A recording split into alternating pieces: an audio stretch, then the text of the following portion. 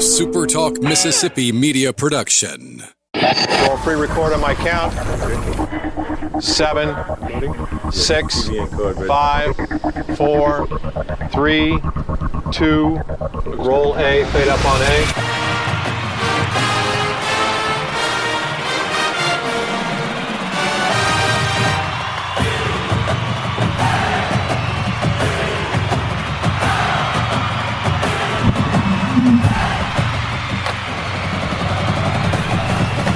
Southern Miss to the top. You're tuned in to the Eagle Hour. All right, let's go. SuperTalk Eagle Hour is back on the air. We're broadcasting again today from the Southern Bancorp studio in Oak Grove.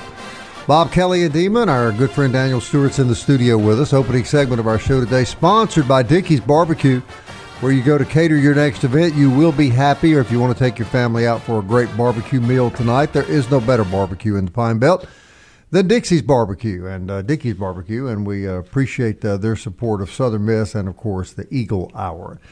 Well, later in the show, we're going to do some chat with people doing football prognostication. That's a big word, football prognostication. And that'll be later in the show. The organization is called Throne Spud, and what makes me a little nervous, Dima, is that Kelly discovered this organization. I don't know what to expect, but just make sure and have those mute buttons available for you. We don't really know what's going to happen. Correct. And prepare yourself in case this is the last Eagle Hour. That's right. That'll be later in the show. My income will take a hit. Yes. Daniel Stewart's done baseball analysis for us all year. I asked him to come back one more time, even though baseball is over, because we were fortunate yesterday. Coach Christian Ostrander did his first media avail. I think I'm right about that, Dima. Since the end of the baseball season, and graciously came on the Eagle Hour, and we appreciated that. And it generated quite a bit of social media. And before we bring Daniel on, you brought that to my attention, Dima, but it got a lot of attention, didn't it? It did. And of course, it was a big interview. You know, a lot of people want to be hearing from the head coach and wanted to hear certain things, you know, what exactly they're looking for in the portal, how they're going to attack that, what they learned from the 2026 season, what they could change for the 2027 season. While successful at times, it certainly ended with a disappointment. I don't think anybody, even in the baseball organization, would disagree with that. And there's no doubt that there has to be changes for Southern Miss to take the next step that they want to take. And conference tournaments and regular season championships are great, but the next step that everybody in this community wants to take is seeing that team take the field in the World Series. And I think that's I think it's a fair procrastination of it. Yeah, I think that's exactly right. Daniel, I know you listened to the interview last night. You're a former player for the Golden Eagles. Just from 30,000 feet, your view of what you heard Coach Oz say. I'll tell you, I don't envy Coach Oz at all. It's a tough spot to be in, especially trying to, and what he talked about, navigating the NIL market these days. You know, you go out on the portal, you look for a guy. You can't just say, oh, I'm looking for the best third baseman available, because he may be asking for money that we don't have. So, you know, he said he's got to be a right fit for the program. So, you know, he's battling that. It's emotional time doing exit interviews with these guys you spend a lot of time with. You're trying to reflect on the season behind you, look forward, and build a team for the future. So, you know, this coaching staff is extremely busy right now. And I agreed with what he said. You know, it was a successful season that we had, but as fans, it's hard to just kind of think about the way it ended. Because obviously we want them to go to College World Series every year, you know. Mm-hmm. But, you know, it was a good year. Number 9 seed, national seed is an impressive thing. It's what you work for all year. Just got to figure out a way to kind of take that next step. Let me ask both you guys this question. I think the program has become a double-edged sword.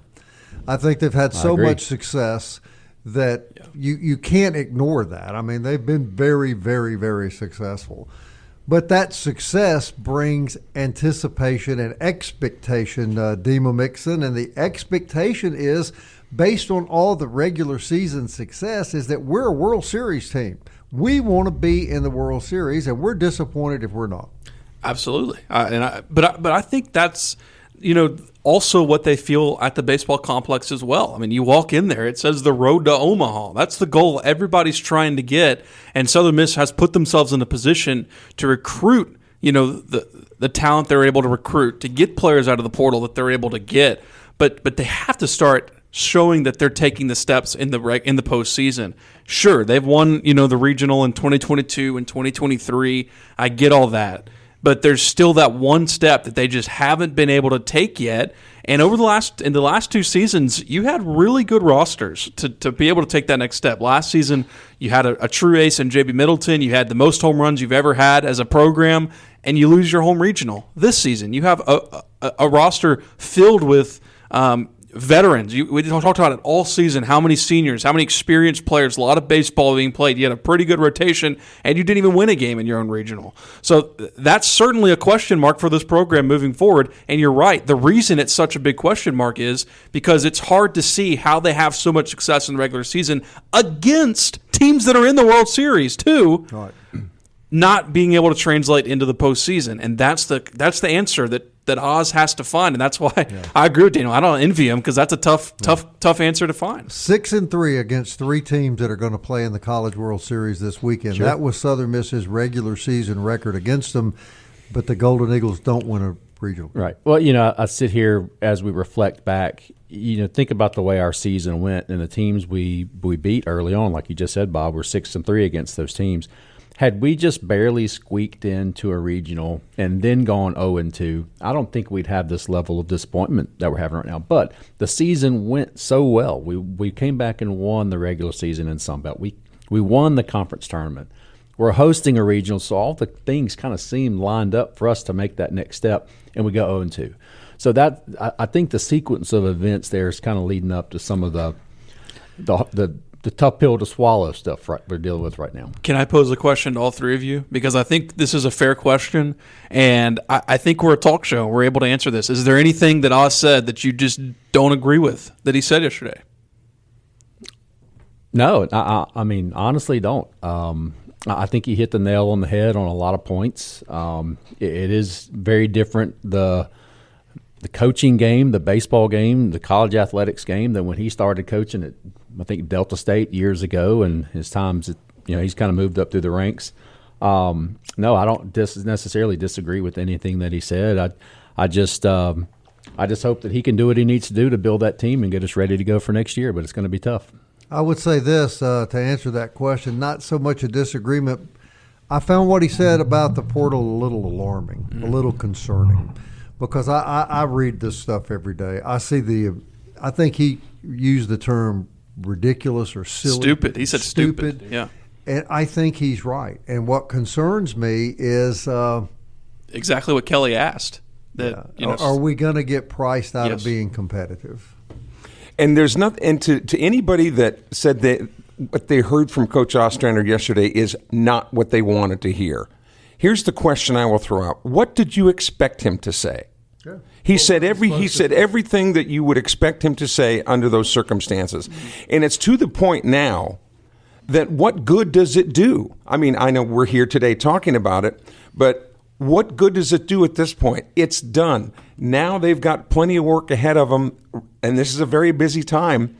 And some people will say, and you hear this on social media all the time. Once again, Southern Miss complaining that they're poor, that they don't have any money. That's not the case.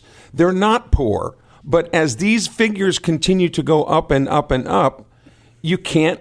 Yeah. You can't. It's like the housing market now. The young people coming out of college say, I've got a good job, but I still can't afford housing with the way things are going. And we were simply saying that could very well be the case, that not only Southern Miss is in, but that Troy is in, and that Coastal is in. Everybody outside of the ACC and the Big Ten and the SEC. I mean, everybody's faced with that problem. And I kind of read between the lines, and I want to make it clear this is my opinion just based on my interpretation of what he said, is the case, that even right now Southern Miss is being priced out of some of the players that they would really like to get in here, and from a competitive standpoint would be good fits and aren't any better or any worse than any players that are currently on the roster. They simply can't pay that kind of money. And Daniel, that's only going to get worse.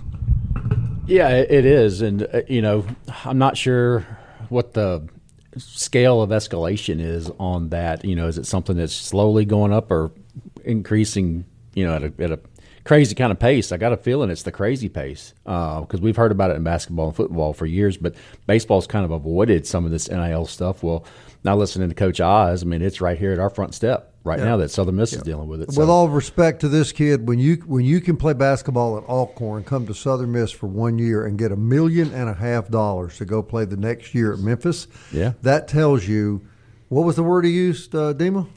Stupid. That tells you how stupid things have become. Well, you know, it's hard. I mean, I'm trying to put myself in the player's position. You want to be loyal, but goodness, I mean, the trajectory of your life can change by making one decision, by stepping away from school and joining another for $1.5 million. It's hard to argue with that. Yeah. When we come back, I'll tell you guys about an interesting conversation I had with a former NFL quarterback yesterday who now works in an industry where they're trying to counsel these kids who are making all this money in college, and some of the horror stories that he revealed to me he has seen. And Kelly, it kind of goes back to some things I've heard you say. Jason Campbell says a lot of the problem is with parents, not with the players. We'll tackle that next. Stay with us.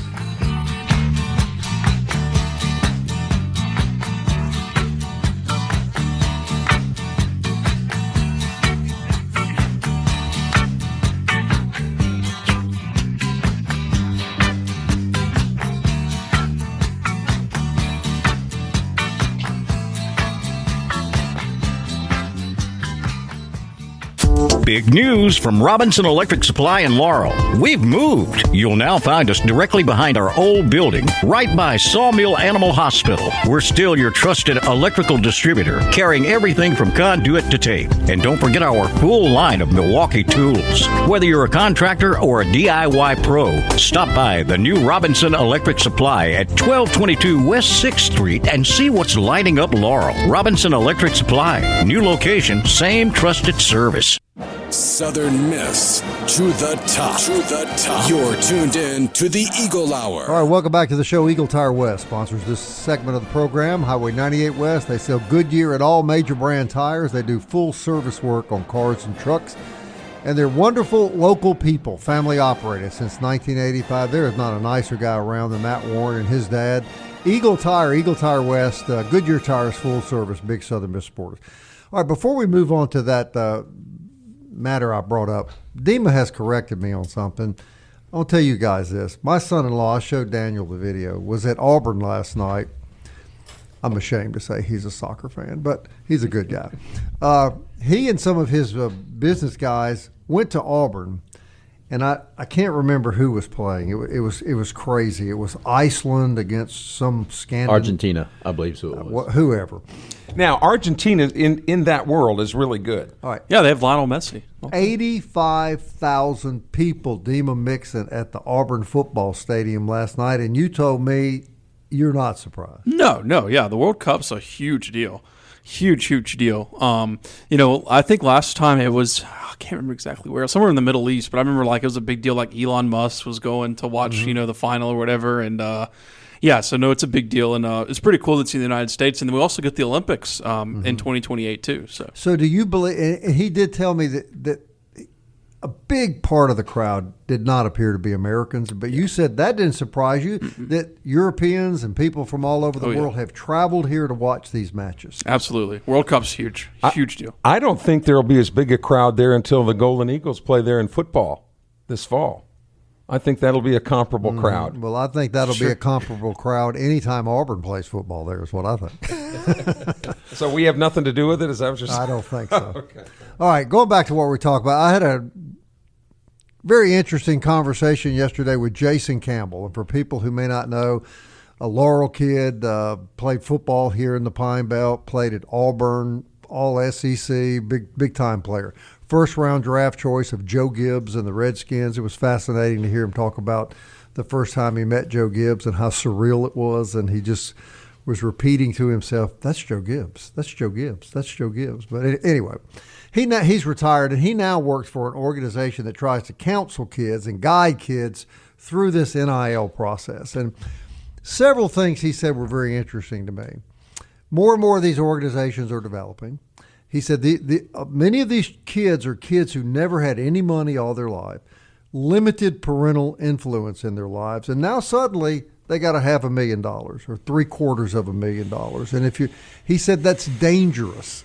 It can be dangerous to put that kind of money in the hands of a young person. So these men, many are retired football players and athletes, are trying to counsel these kids on 2% of the people in Division I ever make professional sports. 98% of you are never going to see a football field in the NFL. You have this money. If you squander this money and you don't pursue your degree, you're going to find yourself broke, uneducated, and unemployable when you get out of college. That, in a nutshell, is what they're trying to prevent.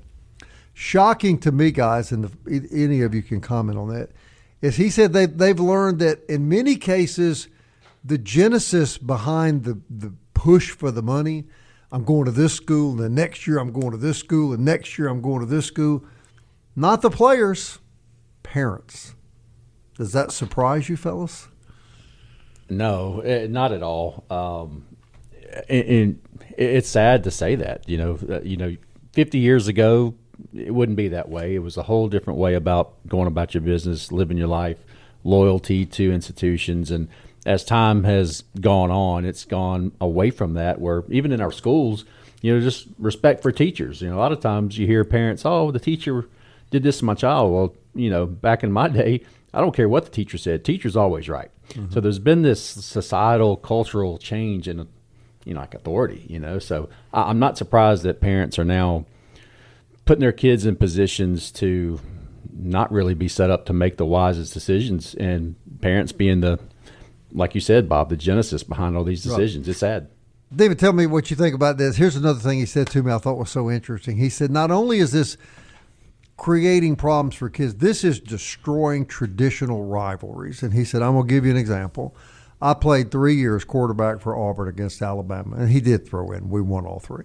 And he said, the intensity was higher than anything he was ever involved in. He said, but that's beginning to get damaged because now they have the Iron Bowl. You got kids on Auburn's team that last year played for Alabama. You might have kids from Alabama that now are playing for Auburn.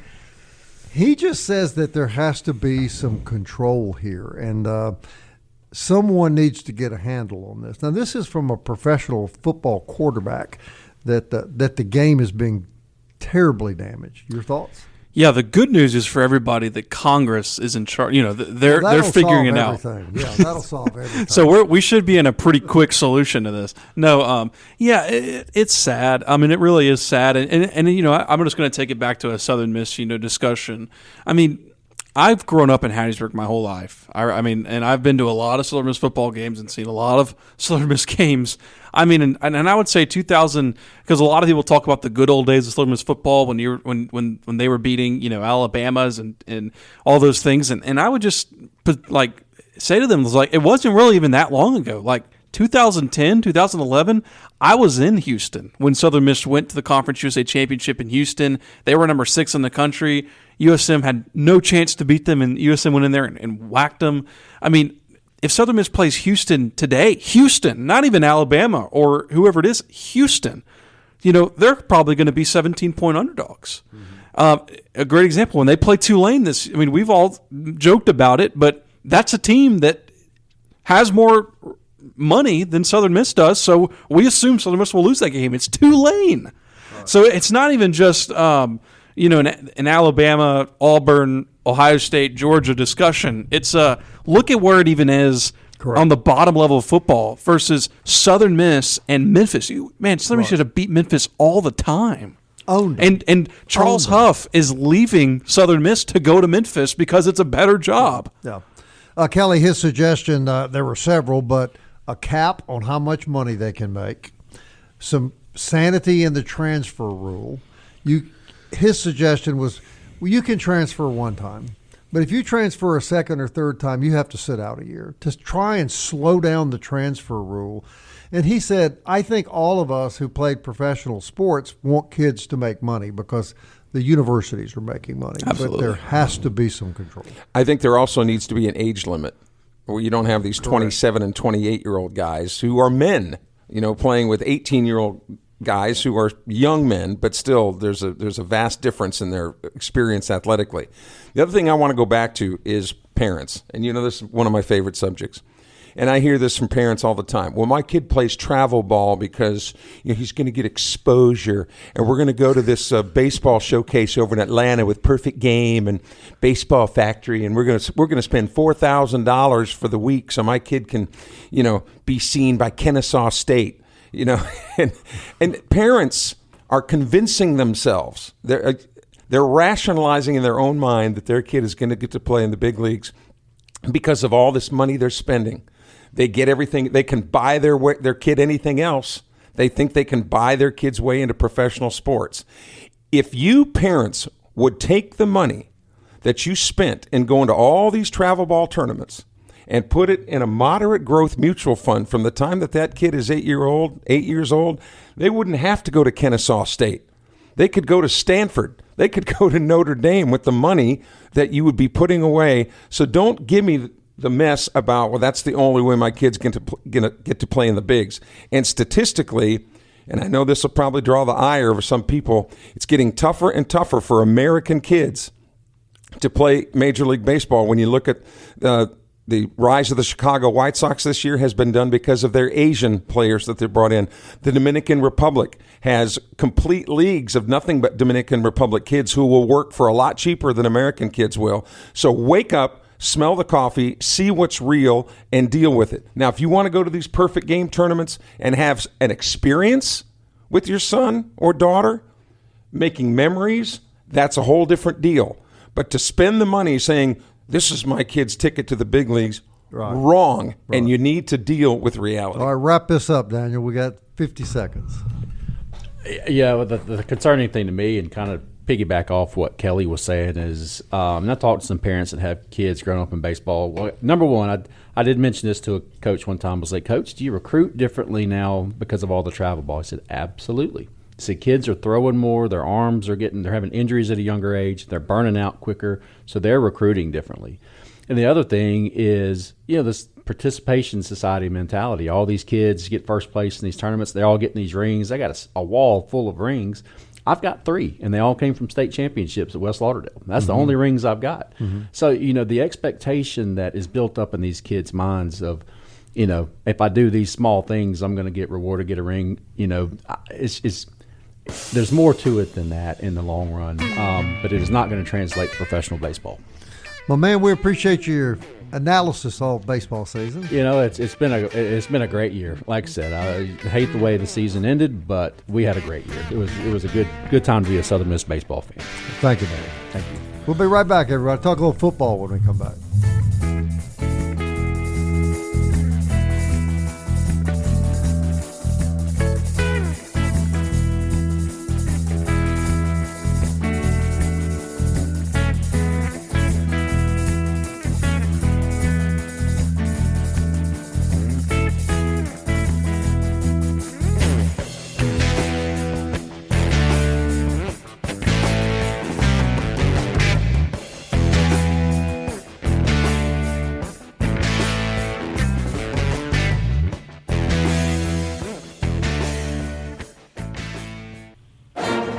Eagle Hour. Southern Miss to the top. All right, welcome back, everybody. DBAT sponsors this segment of our program. They're out on Hardy Street, state-of-the-art baseball, softball training facility. Luke Reynolds manages that place, former Golden Eagle great, played at Mississippi State as well, and he was a man among boys at one time when he was playing college baseball. DBAT, Hardy Street, great place to take your children to make them the best they can be in the sport of their choice. Forest Healthcare reminds you that you are the most important player on any team, so you be sure you get an annual physical. Be sure your health is as good as it can be. Forest Health can help you with expert medical care closer to home, foresthealth.org. And don't forget about the SuperTalk Eagle Hour podcast, and that's where many of you find us on Apple, Audible, Spotify, Stitcher, TuneIn, YouTube. Alexa or Siri will play it for you. Mason deLisser owns an organization known as Throne Spud, which I found a little unusual, and they predict college football, and we've got him on the show with us right now. Mason, where in the world did you come up with the name Throne Spud?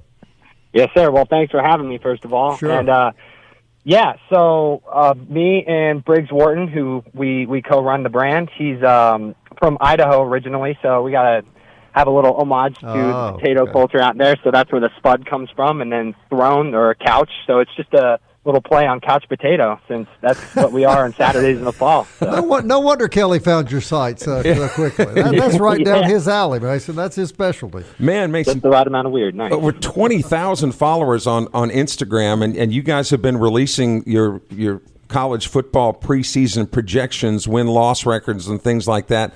A couple of Sun Belt teams have already been released, and a lot of turnover here at Southern Miss, not only in the coaching staff but on the roster. So we're all anxious to hear what Throne Spud, what your projections and predictions are for the Golden Eagles as we head into the fall football season.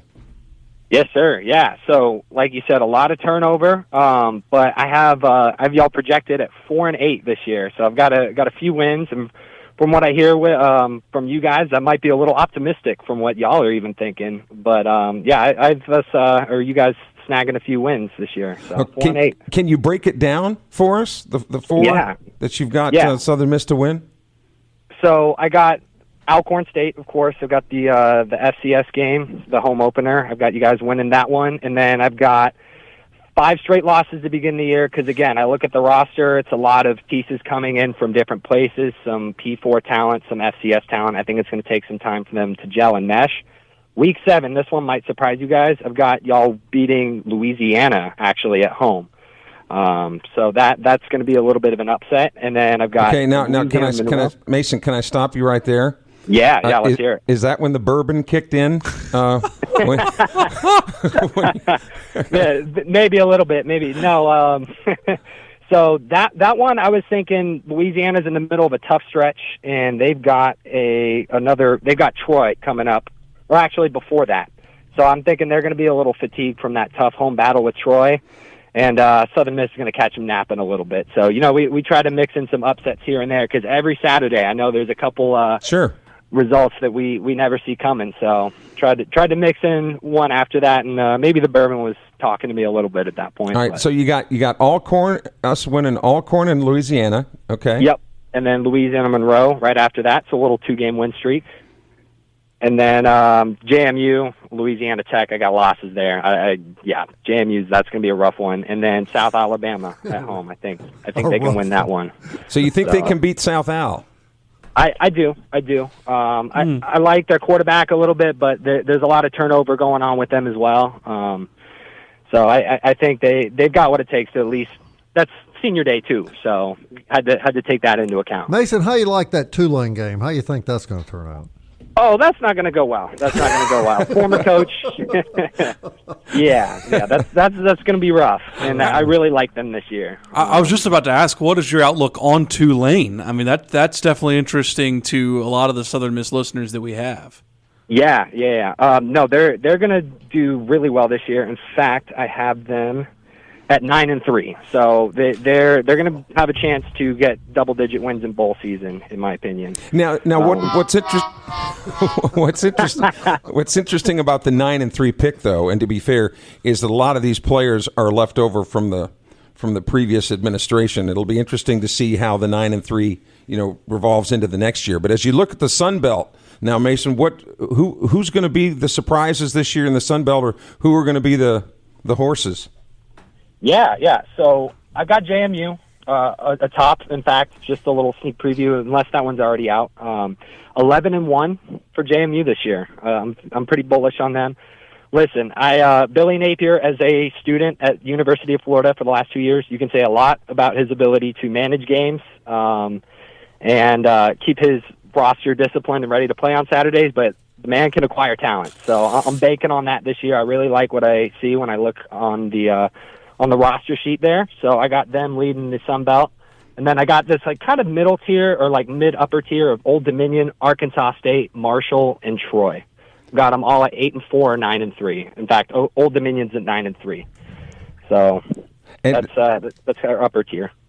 What about nationally, national champions outlook playoffs? He's an Ohio State fan, Mason. just to let You you know. can't say that. Look, it's hard to deny that talent. Honestly, Oregon, they're reminding me a lot of what Ohio State did the last 2 years ago when they won it all. Is you suffer that like just crushing loss in the playoffs, convince a lot of guys to come back, pull their name out of the draft, and it's giving me a little bit of flashbacks there. So I'm feeling pretty bullish on them.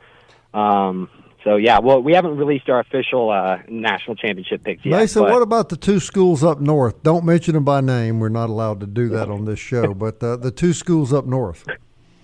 Yes. I think, Michigan, right? No. Ole Miss. And Mississippi State, but we can't say it. Oh, my fault. I'm going to go ahead. I heard that school up north, and I went full on. Yeah.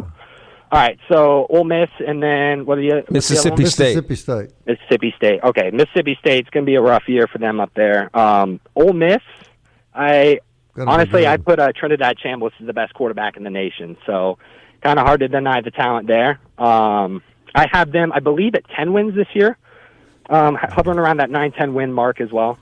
You think they have a chance to compete for the SEC championship, Ole Miss?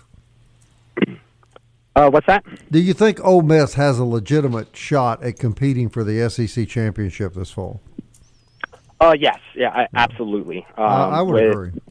Yeah, I know they lost a lot in the portal, but with the continuity and Pete Golding, just what I hear from his defensive mind, I think they're going to be right up there.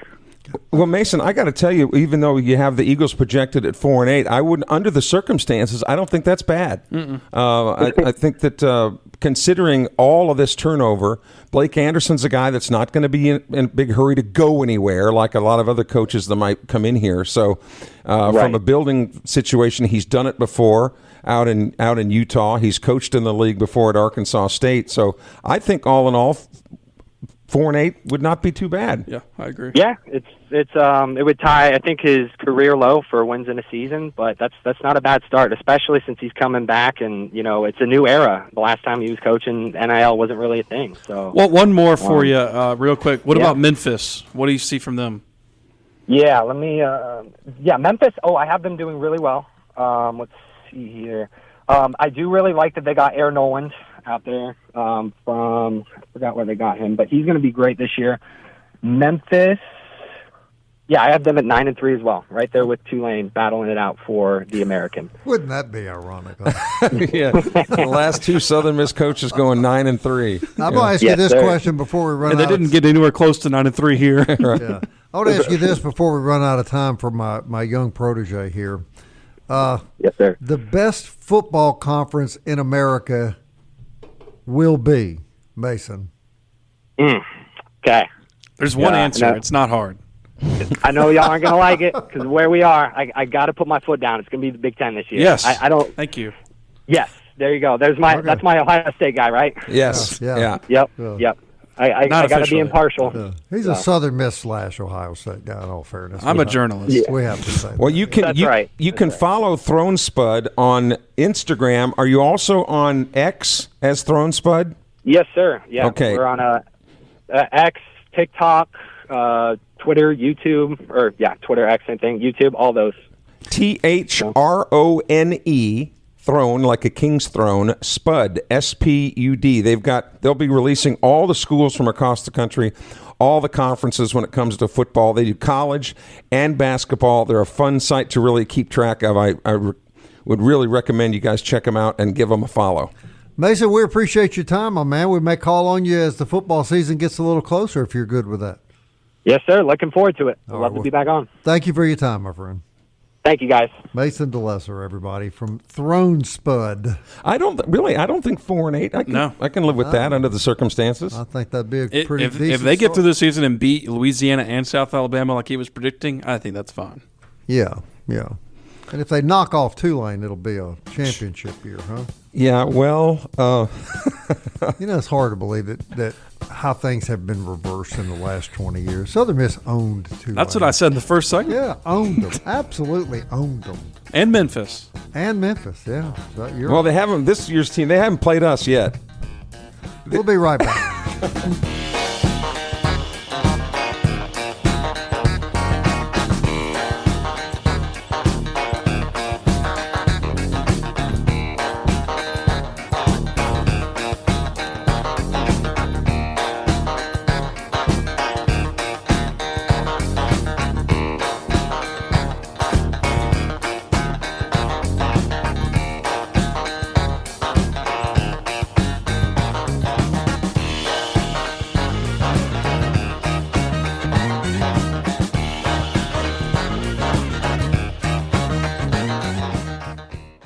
Big news from Robinson Electric Supply in Laurel. We've moved. You'll now find us directly behind our old building, right by Sawmill Animal Hospital. We're still your trusted electrical distributor, carrying everything from conduit to tape. And don't forget our full line of Milwaukee tools. Whether you're a contractor or a DIY pro, stop by the new Robinson Electric Supply at 1222 West 6th Street and see what's lighting up Laurel. Robinson Electric Supply. New location, same trusted service.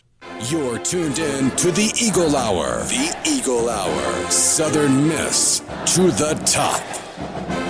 All right, summer's here, and for us Golden Eagles, baseball is over, so it'd be a good time to start doing some work around the house. You'll find everything you need for that at MCS Home Center out in Bellevue. MCS is Hattiesburg's new improvement home center. Local folks eager to serve you. They're at 7329 Highway 98 West. You'll find everything you need for your home, your lawn, your garden. Beautiful appliances. I'm gonna buy me one of those grills, outdoor grills, flat grills that you can cook all kinds. Well, you got your patio covered now, right? I do. So because that sun in the summertime, man, is brutal. I'm gonna get that grill and get my wife out there cooking like she's supposed to do. Oh boy! I'm glad she doesn't listen to the show. Yeah. Well, Kelly, what do you think we're going to do for the rest of the summer? Bob ain't going to be here anymore. Yeah, I was thinking. I tried raising chickens one time, but I guess I must have planted them too deep because they never came up. So I maybe need to ask the guys at MCS what I was doing wrong. He's just. What do you say, Damon? A special shout out to Braden Montgomery of the Jackson area. Braden Montgomery, he is a rookie with the Chicago White Sox. Mm-hmm. Now I know my son's with the White Sox, but that's neither here nor there. He, in his rookie at bat, his first at bat in the big leagues last night in Chicago against the Atlanta Braves, hits a walk-off winning home run for the White Sox. And you're saying, okay, why are we even mentioning Braden Montgomery? That's what I was wondering. He prepped at Madison Central High School. Okay, so he's a Mississippi kid. Uh-huh. Went to Stanford out of Madison Central. Was drafted very highly, and then, like I said, how often does that happen in your first major league at bat that you not only hit a home run, but it's a game winner? So thrilling for a Mississippi kid to get that opportunity. I did that in my first major league at bat, but But you don't like to brag about it. I don't like to brag about it. No, you don't like to brag. I don't know much about. I've struck out plenty of times, but I've never. Yeah, we're aware of that. Yeah. We're completely. You aware hear of from that. Most of the women, right? So this is the time of the year, Dima, when we ask, "What do we do for news and notes?" There are no news and notes. We just sit around and talk. That's all we do. It's okay. It's okay. But World Cup does begin tomorrow. Last night. Oh, what was in all? Well, that was an exhibition. Oh, that was an exhibition. Okay. Yeah, I don't know when it starts. Yeah, so the World Cup begins this weekend. Finals on tonight. And you got the World Series that will begin this weekend. The U.S. Open Golf Tournament is next weekend. And the finals, NBA Finals on tonight, Game 4. And that's been a really good series. All three of those games have been thrillers. And I know this is really going to shock you, but the Stanley Cup playoffs are tied at 2 games apiece. Yeah. Hockey in June, ladies and gentlemen. Ice hockey in June. I've seen the highlights of those games. Those games have been looked at exciting as well. They have been, but I mean, all professional sports seasons not too long. Oh, it's and ridiculous. I mean, the NFL owners keep wanting more and more games. Well, and none worse than Major League Baseball. Yeah.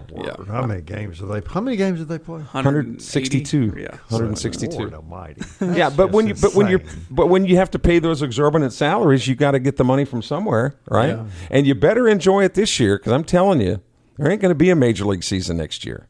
This walkout and this strike is going to happen, and it could be the long haul, because the owners have insisted that there will be a salary cap, and the players said no reason to even continue the conversation because there will not be a salary cap.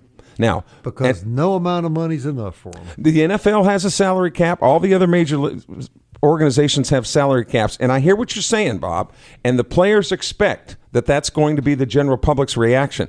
But when you talk to the players, the team's representatives, all right, from each of the teams, they tell the younger players, too. They said, look, if you implement a salary cap, and let's just use Aaron Judge or Ohtani with the Dodgers.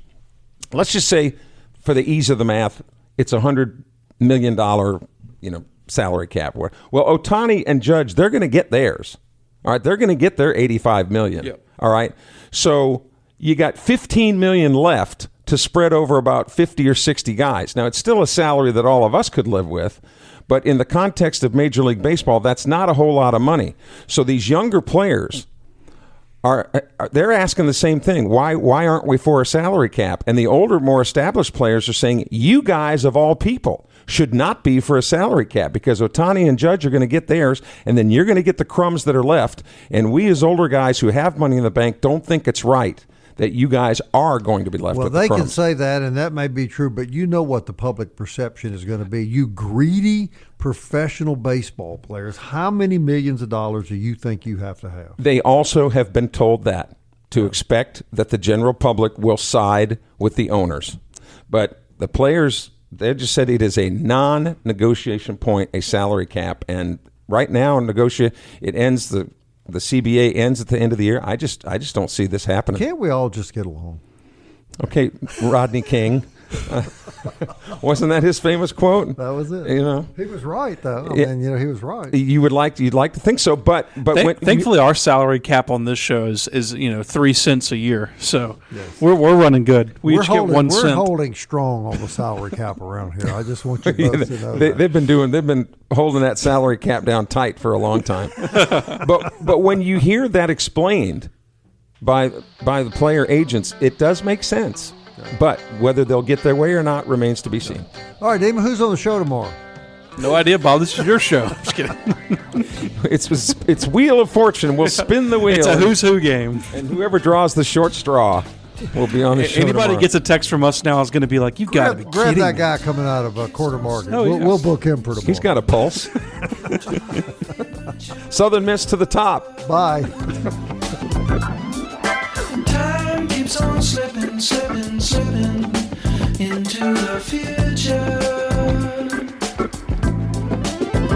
I want to fly like an eagle to the sea. Fly like an eagle, let my spirit carry me. I want to fly like an eagle till I'm free.